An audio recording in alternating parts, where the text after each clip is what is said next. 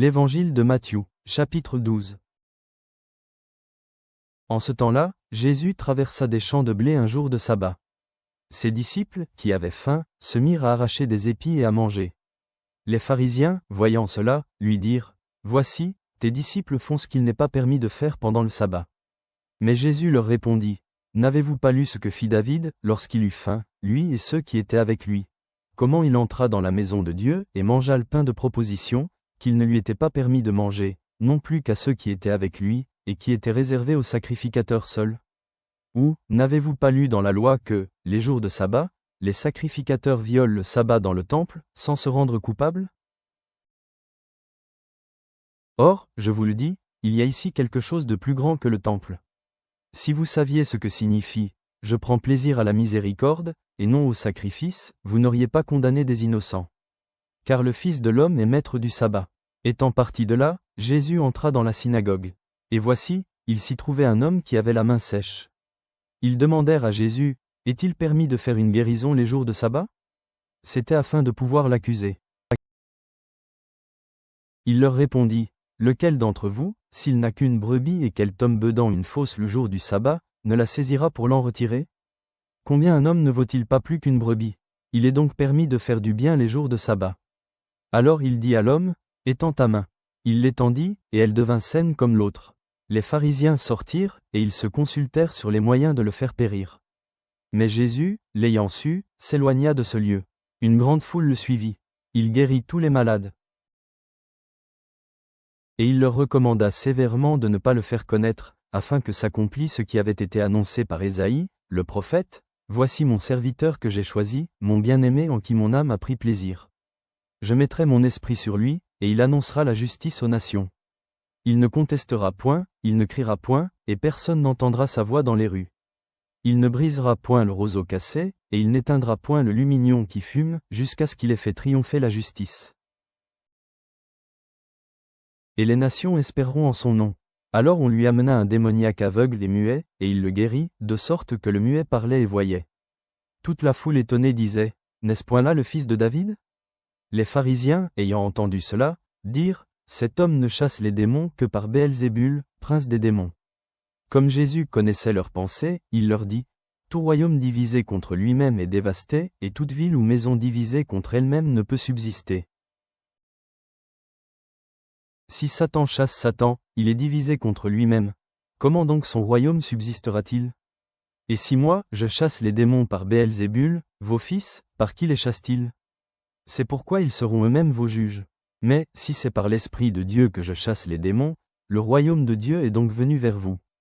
Ou, comment quelqu'un peut-il entrer dans la maison d'un homme fort et piller ses biens, sans avoir auparavant lié cet homme fort ?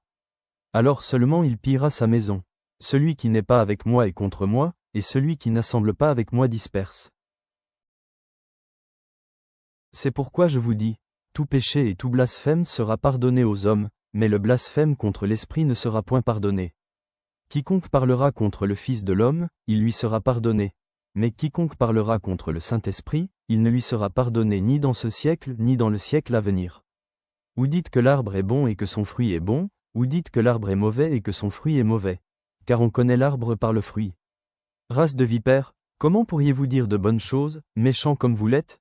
Car c'est de l'abondance du cœur que la bouche parle. L'homme bon tire de bonnes choses de son bon trésor, et l'homme méchant tire de mauvaises choses de son mauvais trésor.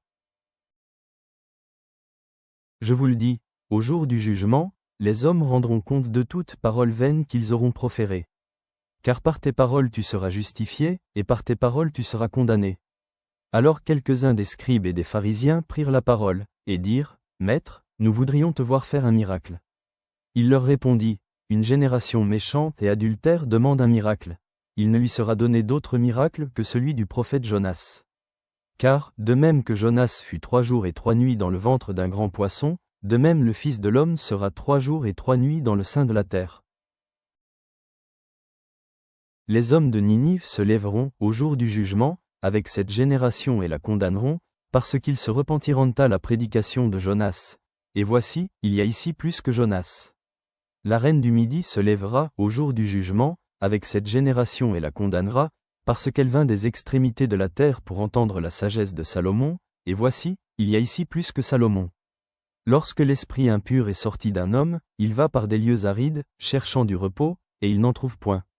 Alors il dit, je retournerai dans ma maison d'où je suis sorti, et, quand il arrive, il la trouve vide, balayée et ornée. Il s'en va, et il prend avec lui 7 autres esprits plus méchants que lui. Ils entrent dans la maison, s'y établissent, et la dernière condition de cet homme est pire que la première. Il en sera de même pour cette génération méchante. Comme Jésus s'adressait encore à la foule, voici, sa mère et ses frères, qui étaient dehors, cherchèrent à lui parler. Quelqu'un lui dit, voici, ta mère et tes frères sont dehors, et ils cherchent à te parler. Mais Jésus répondit à celui qui le lui disait, qui est ma mère, et qui sont mes frères? Puis, étendant la main sur ses disciples, il dit, voici ma mère et mes frères. Car, quiconque fait la volonté de mon Père qui est dans les cieux, celui-là est mon frère, et ma sœur, et ma mère.